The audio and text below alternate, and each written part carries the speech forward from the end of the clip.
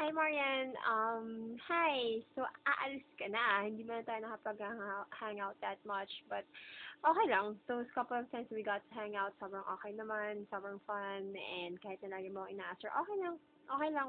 Sige. Mahal ka naman ni Romel eh. And yeah, yun.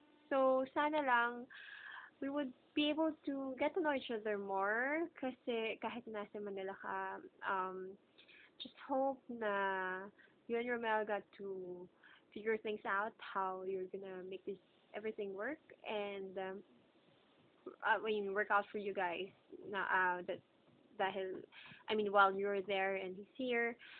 I also hope for the best for you in your career and best wishes and best prayers for you. So yun, wag mo kaming kakalimutan pag babalik ka dito for vacation. Just um, call us or let us know, hang out naman tayo or labas naman tayo or something. Or if pupunta kaming Manila, syempre hindi ka namin kakalimutan. And yun, so yun lang, ingat ka and have a safe trip. Enjoy your stay in Manila. I'll see you in Facebook.